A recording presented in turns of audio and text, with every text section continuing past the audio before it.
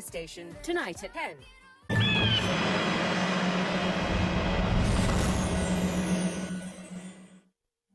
In 1980, the General Secretary of the Chinese Communist Party, Hu Yaobang, called the first meeting since the Cultural Revolution about how to manage Tibet. He visited Tibet with the then Vice Premier and Vice Chairman of the MPC and discovered that 30 years after the peaceful liberation of Tibet, there were still 50,000 people living in poverty.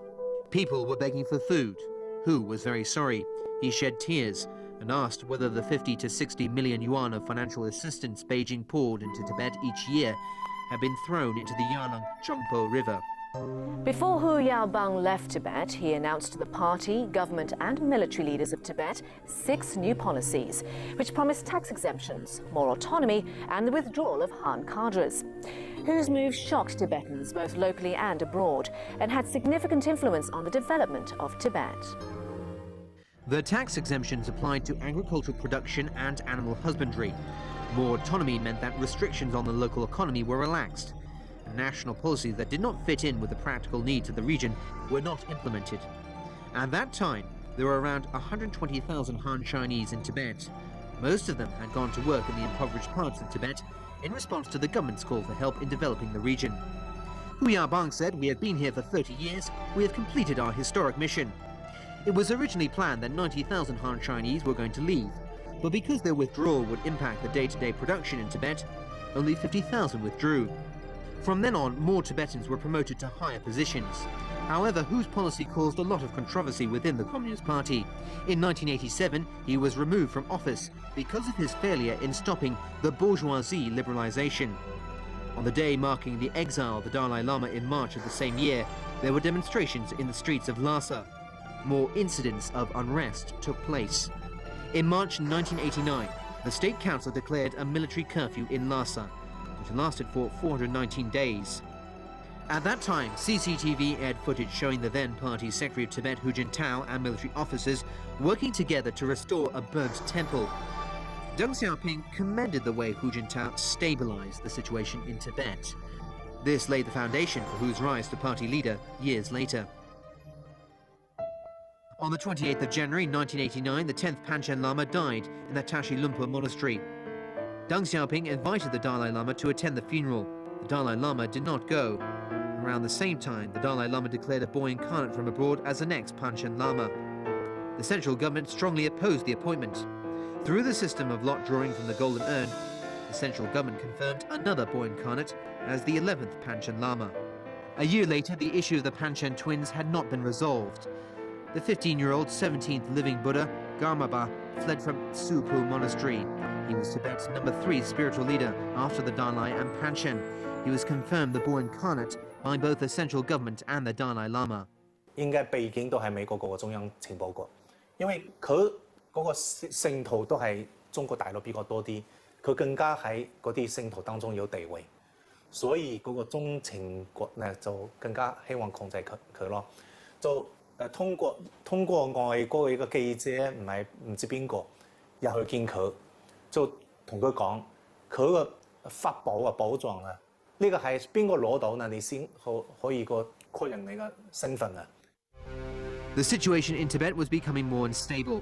The central government adjusted its policies and tried to find ways to speed up the economic development in the region, while keeping its religious and cultural influences intact. In the 1950s, Mao ordered repairs to the 2,413-kilometer section of the Sichuan to Tibet highway. More than 3,000 PLA soldiers died while working on the construction. Mao Zedong was quoted as saying, "If we don't have the railway between Qinghai and Tibet constructed, I will be able to sleep well." 32 years and 33 billion yuan later, the longest and highest railway in the world was finally completed. In the last 4 decades, the central government has appropriated 83 billion yuan for Tibet, making up 94.9% of Tibet's total financial expenditure. 105 projects have since been completed, and the central government has sent officials from 15 provinces to help Tibet in special efforts covering medicine, hygiene, water, education, technology and communication. 我自己覺得，其實中國政府對西藏咧，真係可以講話咧，即係攞盡個心出嚟咁事實上，我去完西藏睇完之後，我覺得咧，我係直情感動，我係感動到覺得咧，因為中國有一個咁樣嘅中央政府統一嚟安排，又有我哋今日有咁嘅經濟能力，先至有咁嘅西藏。The Dalai Lama has said that the economic development of Tibet is dependent on China and that the independence from China may harm the region. However, what he and the Tibetans in exile fear is that the religious and cultural aspects of the region may be lost. 我哋都係一個已經係全球化嘅環境底下嘅中國，而今日中國係將呢種生活方式、現代化嘅生活方式，包括教育、醫療、衛生等等，帶到去西藏，所產生嘅呢個衝擊係存在嘅。但係我認為咧，如果話我哋係有意將文化滅絕咧，我覺得呢個係簡直係將個事實夾硬嚟講。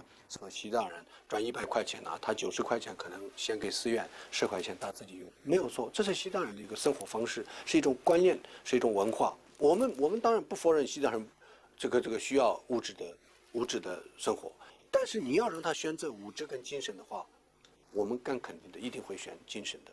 喺尊重藏人嘅精神文明嘅需要，同埋給予更多精神文明嘅滿足嘅同時，整個其他文明嘅發展、現代文明嘅介入，亦都係需要嘅。達賴離開中國喺世界各地呢50年嚟，佢都不斷在進步當中，不斷地從呢個世界各種嘅文明裏面吸收咗好多營養。因此，達賴今日能夠用好現代化嘅術語去講西藏嘅文明。Despite their differences, there is a sense that both Beijing and the Dalai Lama realize they are at a crossroads. The Dalai Lama suffered a spell of serious illness in 2001, and there is a push to try and resolve these differences during the Dalai Lama's lifetime. The fear is that the death of the Dalai Lama may trigger more unrest among the Tibetans in exile. In April 25th this year, the Chinese government announced that it would resume talks with the Dalai's representatives after almost a year's break. The Dalai Lama welcomed the move, greeting the move as a good start. 9 days later, representatives of both parties met in Shenzhen and pledged to maintain an ongoing dialogue. President Hu Jintao, who was then on an historic visit to Japan, expressed hope that these meetings would achieve positive results. Another round of talks was held in Beijing in early July. In Tibet, outside the holiest temple of Tibetan Buddhism, the Jokhang Monastery, stands the Tang Tu War Peace Pledge Monument. It was erected in 821, when the Tang Emperor Muzong made a pact with the Tu-War king, Raoul Pachan. The monument was inscribed in both Tibetan and Chinese characters and tells the history of the marriages of the Tang princesses Wencheng and Jincheng with Tibetan kings. And this concludes our series on Tibet.